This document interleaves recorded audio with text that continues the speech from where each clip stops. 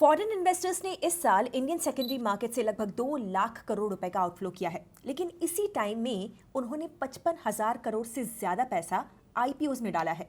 What is the logic behind this great divergence of foreign investments in Indian markets? On the other hand, Infosys ने अपना biggest ever share buyback announce कर दिया है, जिसमें company अपने shares 19% premium पे खरीदने वाली है। What are the deets behind this? And finally, Indian pharma companies ने अब चाइनीज मार्केट में ब्रेक थ्रू कर लिया है। हिटीरो लैब्स, सिप्ला, अनोरा फार्मा और नैटको फार्मा जैसे कंपनीज ने चाइना के हेल्थ मिनिस्ट्री के प्रोक्यूरमेंट बिड्स जीते हैं। What are the implications of this for the pharma industry in India? चलिए देखते हैं एक एक करके। हाय एवरीवन, मैं हूं गौरी और इस वीडियो में हम ये तीनों क्वेश्चंस के पीछे रही 3 अलग-अलग स्टोरीज को समझेंगे।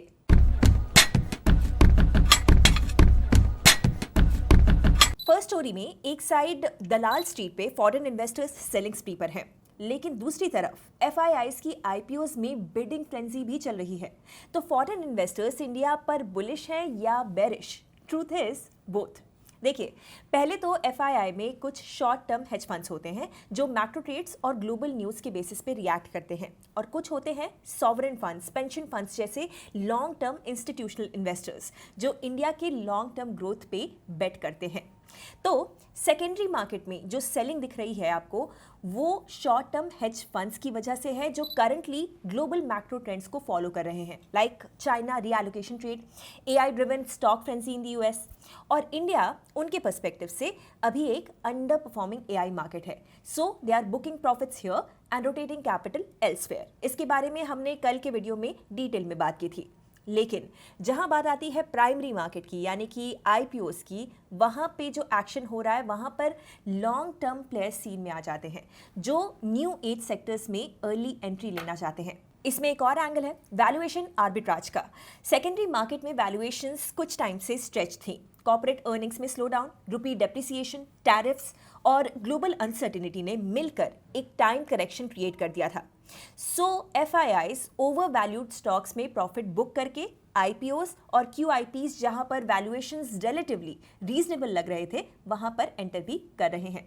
तो एक्सपर्ट्स का यहाँ पे ये कहना है कि ये एफआईआईज की सेलिंग इंडिया से फेथ लॉस नहीं है, ये एक पोर्टफोलियो रिकैलिब्रेशन है। बट ऑफ कोर्स कॉशन यहाँ पर ज़रूरी है। सब आईपीओस पे ब्लाइंड फेथ नहीं है उनको, एफआईआईज का सिलेक्टिव अप्रोच भी है। हाई वैल्यूएशन वाले आईपीओस में एंट्री कम हो रही है। So what lies ahead then? Most experts ये बोल रहे हैं कि the worst is behind us. Last 12 महीनों में इंडियन मार्केट्स ने ऑलरेडी कंसोलिडेट किया है, वैल्यूएशंस अब फेयर जोन में आ चुके हैं और ग्लोबल पेयर्स के कंपैरिजन में अब इंडिया फिर से अट्रैक्टिव दिखाई दे रहा है। As stability returns, FIIs will likely come back to quality large caps. लेकिन immediate trajectory tariff clarity, corporate earnings rebound और गवर्नमेंट के पॉलिसी मेजर्स पे डिपेंड करेगी।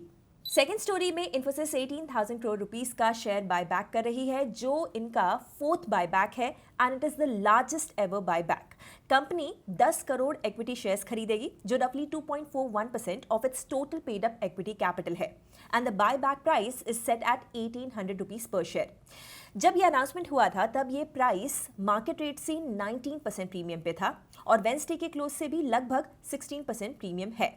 तो अगर आप इन्फोसिस के शेयर होल्डर हो तो कंपनी खुद आपसे अपने शेयर्स हायर प्राइस पे खरीदने के लिए रेडी है, और इसकी रिकॉर्ड डेट है 14 नवंबर 2025। मतलब जिस इन्वेस्टर के डीमैट अकाउंट में इन्फोसिस के शेयर्स इस डेट के एंड तक होंगे, सिर्फ वही लोग इस बायबैक के लिए एलिजिबल होंगे। तो अगर आप शॉर्ट टर्म में ट्रेड करना चाहते हो तो ये एक बहुत ही इंपॉर्टेंट क्रूशियल टाइमलाइन है। अब इंटरेस्टिंग बात यहाँ पर यह है कि इन्फोसिस के प्रमोटर्स इंक्लूडिंग नारायण मूर्ति, नंदन नीलेकनी, सुधा मूर्ति, वो इस बायबैक में पार्टिसिपेट नहीं कर रहे हैं। मतलब कि प्रमोटर्स अपनी होल्डिंग सेल नहीं कर रहे हैं, और जब कंपनी अपने शेयर्स को खरीद लेती है मार्केट से तो नेचुरली उनकी परसेंटेज शेयर होल्डिंग थोड़ी सी बढ़ जाती है। तो अगर बायबैक फुली सब्सक्राइब होता है तो प्रमोटर्स का स्टेक 13.05% से बढ़कर 13.37% हो जाएगा और पब्लिक ओनरशिप 86.95% से 86.63% हो जाएगी। इससे प्रमोटर्स के रिलेटिव वोटिंग पावर में भी स्लाइट अपटिक दिखाई देगा। इस बायबैक के प्रपोजल को शेयर होल्डर्स से 98.81% अप्रूवल मिला था। मतलब मार्केट क्लियरली मैनेजमेंट और कैपिटल रिटर्न स्ट्रैटेजी पे कॉन्फिडेंस शो कर रहा है।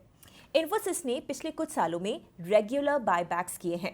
2017 में 13,000 करोड़ रुपीस, 2019 में 8,260 करोड़ रुपीस, 2022 में 9,300 करोड़ रुपीस और अब ये 18,000 करोड़ रुपीस का बायबैक होने जा रहा है। तो ये एक पैटर्न है जिसमें इन्फोसिस अपने स्ट्रॉन्ग कैश रिजर्व्स का यूज शेयर होल्डर्स को रिवॉर्ड करने में कर रहा है।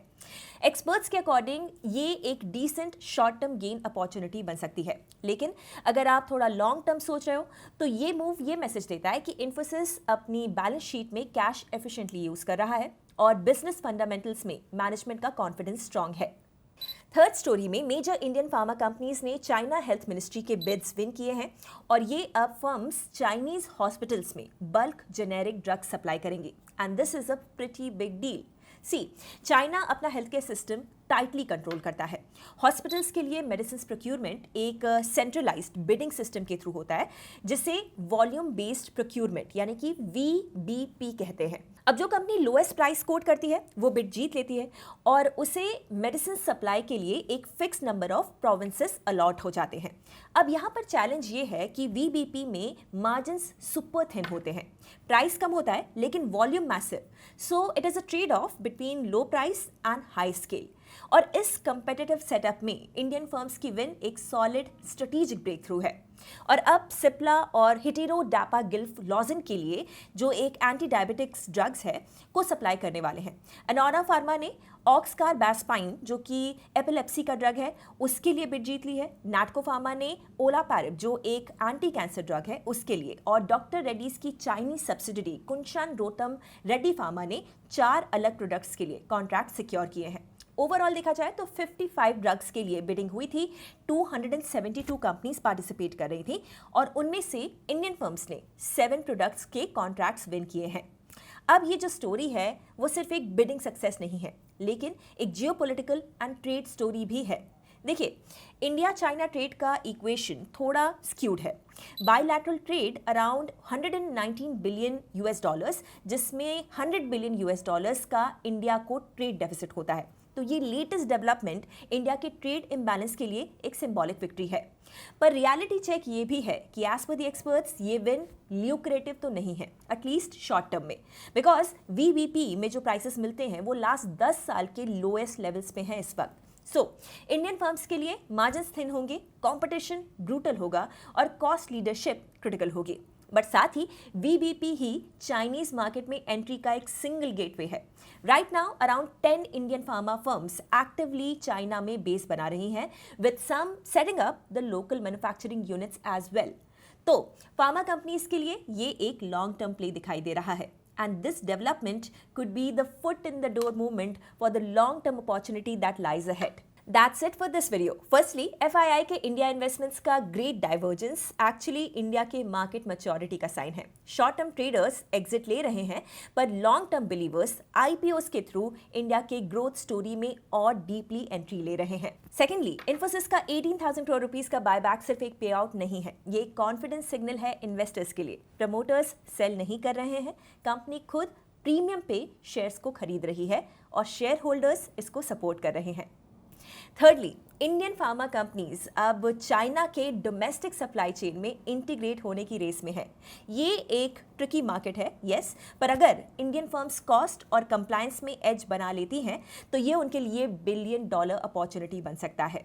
So, if you like this video, give us a like. Also, you can share the video. अपने thoughts मेरे साथ comments में ज़रूर share कीजिएगा और ऐसे ही market deep dive stories के लिए subscribe Upstocks. Investment in securities market are subject to market risks. Read all the related documents carefully before investing.